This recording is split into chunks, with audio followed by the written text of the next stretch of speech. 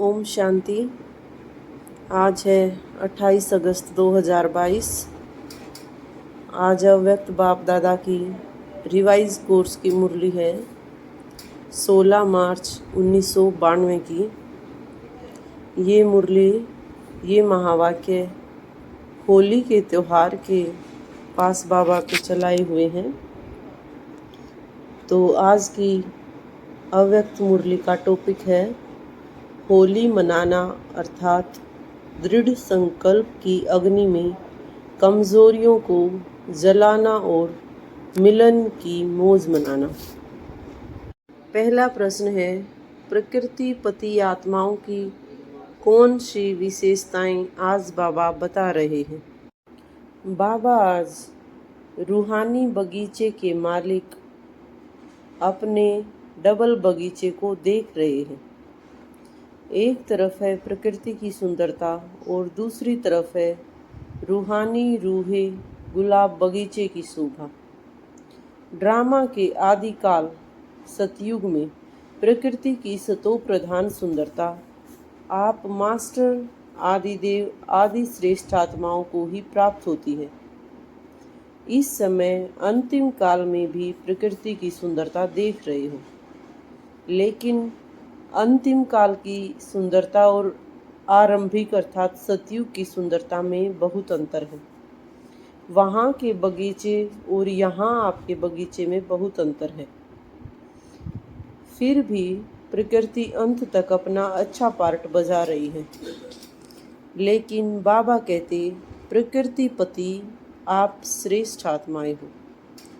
प्रकृति पति हो तो इस प्रकृति के खेल को देखकर हर्षित हो रहे हो। चाहे प्रकृति हलचल करे, चाहे प्रकृति सुंदर खेल दिखाए, दोनों में प्रकृति पति आत्माएं साक्षी हो खेल देखती हैं। इसीलिए बाप दादा तपस्या द्वारा साक्षीपन की स्थिति के आसन पर अचल अडोल स्थित रहने का विशेष अभ्यास करा रहे हैं। अचल आसन सभी को अच्छा लगता है ना।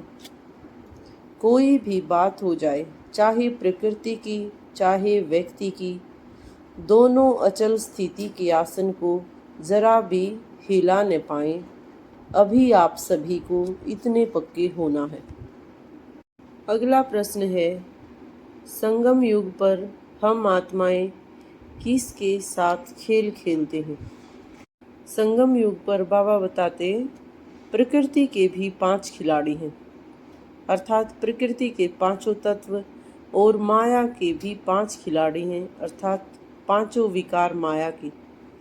इन 10 खिलाड़ियों के साथ आप खेल खेलते हो, क्योंकि खिलाड़ी खेल के बिना रह नहीं सकता।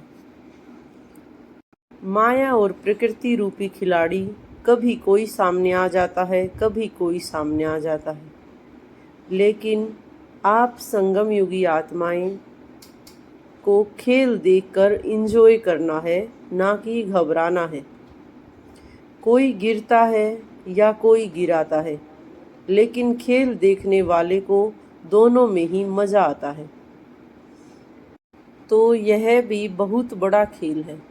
बाबा कहते, सिर्फ अपने आसन को मत छोड़ो, अर्थात स्वस्थिति के आसन पर अचल अडोल रहो। कितना भी कोई हिलाए, लेकिन आप शक्तिशाली आत्माएं हिल नहीं सकती हो।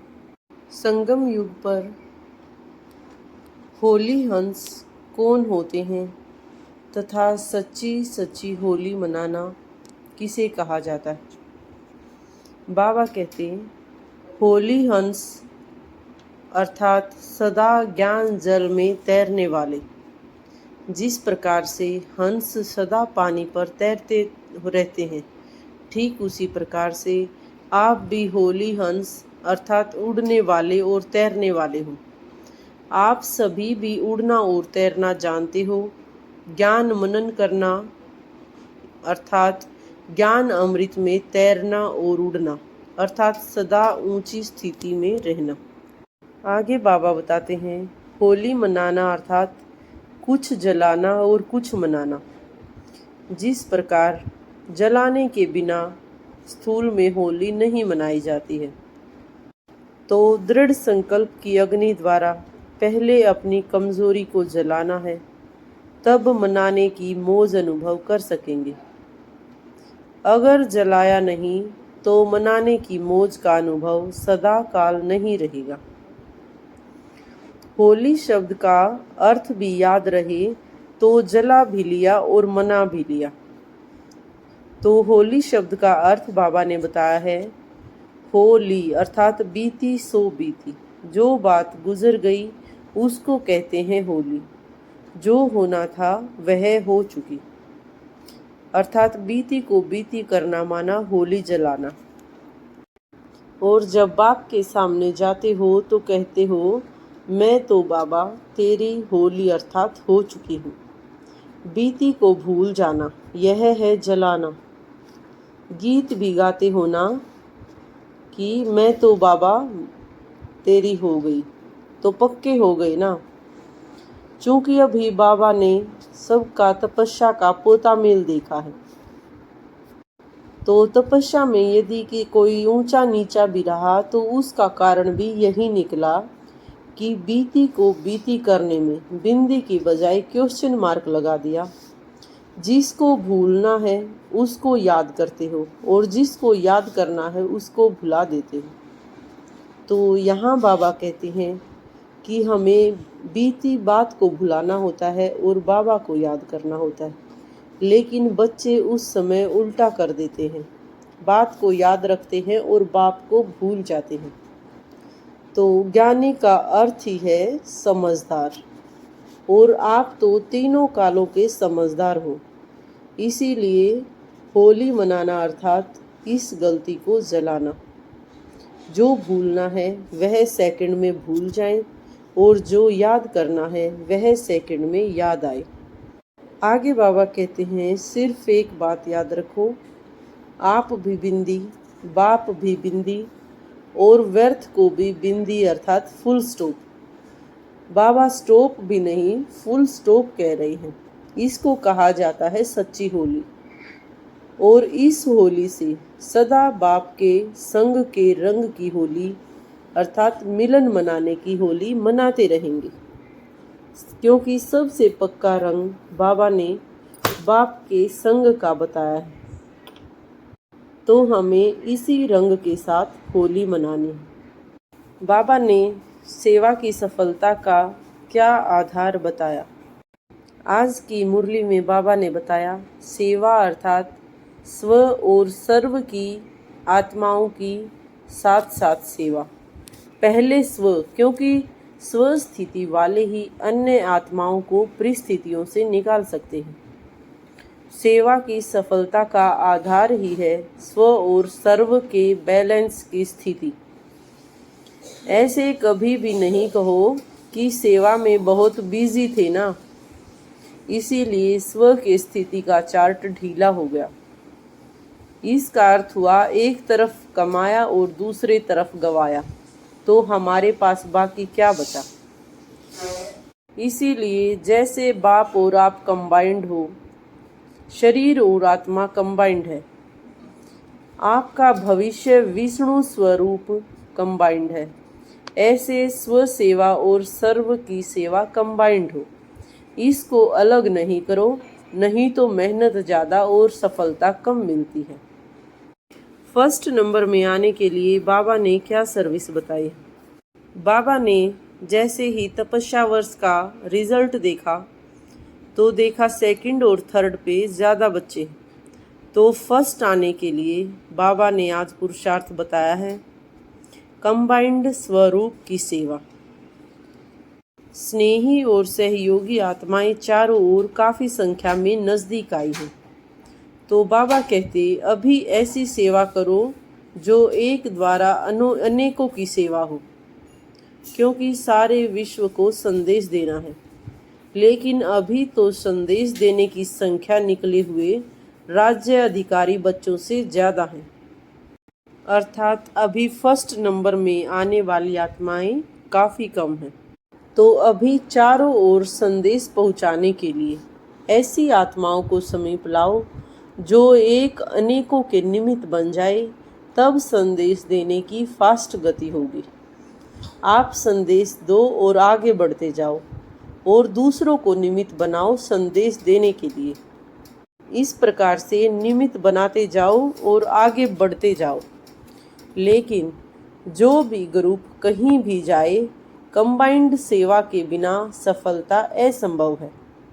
ऐसे नहीं कि जाओ सेवा करने और लौटो तो कहो माया आ गई, मूड ऑफ हो गया, डिस्टर्ब हो गए। इसके कारण जो निमित्त आत्माएं हैं वो सेवा में भेजने से भी डरती हैं, हिम्मत नहीं रखती हैं, क्योंकि सोचना पड़ता है कि औरों की सेवा करेंगे तो खुद को ढीला कर लेंगे, खुद ढीले हो जाएंगे।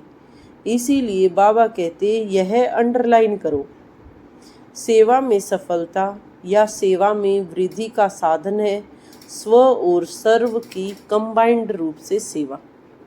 बाबा को बच्चों के किस तरह के पत्र मिलते हैं तथा बाबा उनके क्या रिस्पॉन्ड देते हैं। बाबा को बाप दादा के पास 3 प्रकार के पत्र बच्चों के पास से पहुँचे। एक तो हैं अति स्नेह के, खुशखबरी के, और दूसरे हैं पुरुषार्थ में आगे बढ़ने का लक्ष्य कैसे रखा है उस समाचार के पत्र, और तीसरे हैं थोड़ा थोड़ा बीच बीच में नटखट या अलबेला होने के पत्र। कोई ने कुछ लिख दिया। लेकिन बाप दादा सभी पत्र लिखने वाले बच्चों को यही रिस्पोंड कर रहे हैं कि सदा कंबाइंड स्थिति अर्थात बाप और आप, यह कंबाइंड स्थिति, कंबाइंड सेवा और सदा फरिश्ते स्वरूप का संपूर्ण लक्ष्य सामने रखो। आज पुरुषार्थी कल फरिश्ता, सदा फरिश्ता स्वरूप ऐसे सामने हो जैसे स्वयं का स्वरूप सदा स्मृति में रहता है। अपना स्थूल स्वरूप कभी भूलता नहीं है। तो जैसे अपना स्थूल स्वरूप सदा याद रहता है, ठीक वैसे ही अपना फरिश्ता स्वरूप सदा ही स्पष्ट सामने हो। बस अभी बने के बने फरिश्ते थे, फरिश्ते हैं और कल्प कल्प फरिश्ते ही हमको बनना है। तो हिम्मत उमंग उत्साह से हमेशा उड़ते चलो। आगे बाबा समझाते हैं कि बच्चों की चेकिंग बहुत अच्छी है, अर्थात स्पष्ट और श्रेष्ठ चेकिंग करते हैं, लेकिन चेंज करने में अभी उतनी शक्ति नहीं है। तो अगर सच्ची दिल से कोई अपनी कमी कमजोरी भी लिखता है तो बाप क्षमा का सागर उसी समय रिटर्न में क्षमा कर देता है। तो बाबा को अपनी कमी कमजोरी गिफ्ट देना अर्थात लिफ्ट लेना, तो सिर्फ गिफ्ट देना नहीं लेकिन लिफ्ट लेना भी है, अर्थात चेंज भी करना है। बाबा ने आत्मा की कौन सी एक्सरसाइज बताई है जो अंत में पास विद ओनर बनाएगी। बाबा समझाते हैं, जैसे आवाज़ में आना अति सहज लगता है, ऐसे ही आवाज़ से परे हो जाना इतना सहज है। यह बुद्धि की एक्सरसाइज सदैव करते रहना चाहिए। जैसे शरीर की एक्सरसाइज शरीर को तंदुरुस्त बनाती है, ऐसे ही आत्मा की एक्सरसाइज आत्मा को शक्तिशाली बनाती है। तो यह एक्सरसाइज सभी को करनी है। अभी अभी आवाज़ में आना और अभी अभी आवाज़ से परे हो जाना। जैसे आवाज़ में आना सहज लगता है, वैसे ही परे जाना भी सहज ही अनुभव हो, क्योंकि हमारी आत्मा मालिक है। सभी राजयोगी हो ना, प्रजा योगी तो नहीं हो। तो राजा अर्थात आत्मा का काम है ऑर्डर पर चलाना। तो यह मुख भी आपके ऑर्डर पर हो। जब चाहो तब चलाओ और जब चाहो तब मत चलाओ, आवाज़ से परे हो जाओ। लेकिन इस रूहानी एक्सरसाइज में सिर्फ मुख की आवाज़ से परे नहीं जाना है, बल्कि मन से भी आवाज़ में आने वाले संकल्पों से परे हो जाना है। अर्थात मुख और मन दोनों की आवाज़ से परे शांति के सागर में समा जाएं। यह स्वीट साइलेंस की अनुभूति कितनी प्यारी है। साइलेंस प्यारी क्यों लगती है? क्योंकि आत्मा का स्वधर्म ही शांत है। ओरिजिनल देश भी शांति देश है। इसीलिए आत्मा को स्वीट साइलेंस बहुत प्यारी लगती है। 1 सेकंड में भी आराम मिल जाता है। कितना भी मन से तन से थके हुए हो, लेकिन अगर 1 मिनट भी स्वीट साइलेंस में चले जाओ तो तन और मन को ऐसा आराम अनुभव होगा जैसे बहुत समय आराम करके कोई उठता है तो कितना फ्रेश हो जाता है। क्योंकि अंत में अशरीरीपन का अभ्यास ही काम में आएगा। सेकंड में अशरीरी हो जाएं, चाहे अपना कोई भी पार्ट चल रहा हो, लेकिन अशरीरी बन आत्मा साक्षी होकर अपने शरीर का भी पार्ट देखे। मैं आत्मा न्यारी हूँ, शरीर से यह पार्ट करा रही हूँ। यही न्यारेपन की अवस्था अंत में विजयी या पास विद ऑनर का सर्टिफिकेट देगी। बाबा हमें किस प्रकार के मूंझने से निकालकर मौज में ले आए हैं। बाबा अक्सर मुरलियों में हमें बताते हैं कि संगम युग मौजों का युग है, और यदि कोई मौज के समय भी मूंझता रहे तो मौज कब मनाएंगे। बाबा पूछते, कितने जन्म तक तुम मूंझते रहे हो?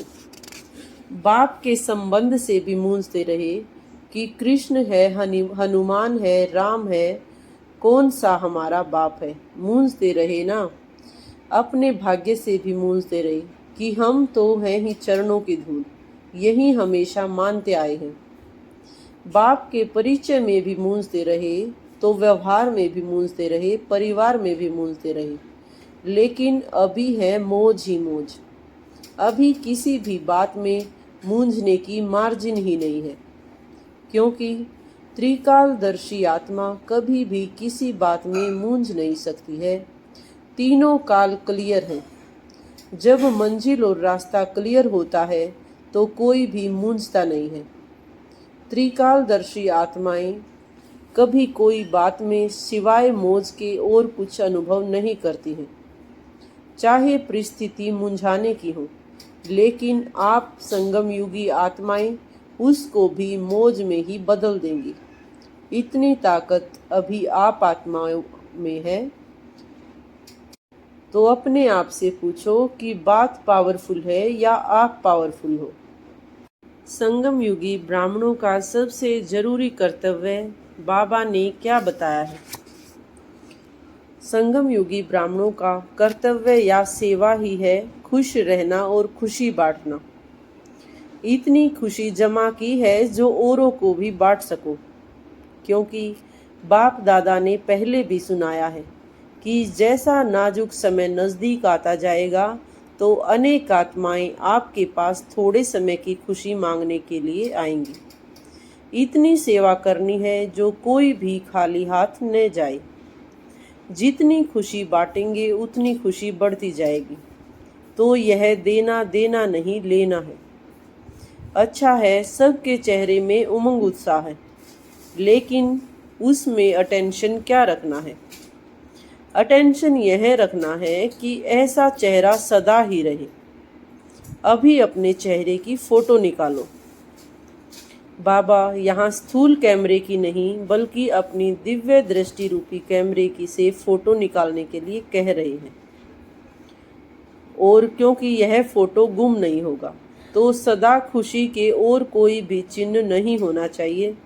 कभी मूड ऑफ वाला चेहरा न हो, कभी माया से हार खाने के कारण दिल शिकस्त वाला चेहरा न हो, क्योंकि आप सभी हीरो हीरोइन एक्टर हो। आपका पार्ट ही है खुश रहना और खुशी बांटना। बाबा ने हर एक रूहानी गुलाब बच्चों की कौन सी खुशबू बताई है? बाबा ने अपने रूहानी गुलाब बच्चों की खुशबू बताई है पवित्र बनना, क्योंकि पवित्रता की परिभाषा अति सूक्ष्म है। खुशबू सिर्फ ब्रह्मचर्य की नहीं बल्कि तन से ब्रह्मचारी अर्थात देह के लगाव से भी न्यारा। सिर्फ तन से ब्रह्मचारी बनना, इसको भी बाबा ने संपूर्ण पवित्रता नहीं कहा है। मन से भी ब्रह्मचारी हो अर्थात मन भी सिवाय बाप के और किसी भी प्रकार के लगाव में नहीं आए। तन से भी ब्रह्मचारी, संबंध में भी ब्रह्मचारी और संस्कार में भी ब्रह्मचारी। यह बाबा ने हमारे चरित्र की रियल खुशबू बताई है। इसीलिए बाबा कहते हैं सभी रूहानी गुलाबों में खुशबू नंबरवार है, संपूर्ण नहीं है। तो हमारी खुशबू ही है संपूर्ण पवित्रता। इसकी परिभाषा अति प्यारी और अति गुह्य है। आज के वरदान से प्रश्न है, सच्चा सच्चा व्रत कौन सा है तथा हमें कौन सा व्रत लेना है। आज का बाबा का वरदान है, दृढ़ संकल्प रूपी व्रत द्वारा अपनी वृत्तियों को परिवर्तन करने वाले महान आत्मा भव। महान आत्मा बनने का आधार है पवित्रता के व्रत को प्रतिज्ञा के रूप में धारण करना। किसी भी प्रकार का दृढ़ संकल्प रूपी व्रत लेना, अर्थात अपनी वृत्ति को परिवर्तन करना। दृढ़ व्रत वृत्ति को बदल देता है। तो व्रत का अर्थ है मन में संकल्प लेना और स्थूल रीति से परहेज करना। तो आप सभी ने अब पवित्रता का व्रत लिया है और अपनी वृत्ति श्रेष्ठ बनाई है। सर्व आत्माओं के प्रति आत्मा भाई भाई की वृत्ति बनने से ही महान आत्मा बन गए हैं। आज की मुरली से स्लोगन है, अपने पवित्र श्रेष्ठ वाइब्रेशन की चमक विश्व में फैलाना ही रियल डायमंड बनना है।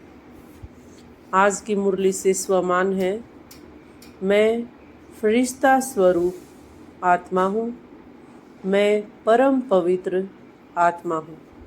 धन्यवाद। ओम शांति, ओम शांति, ओम शांति।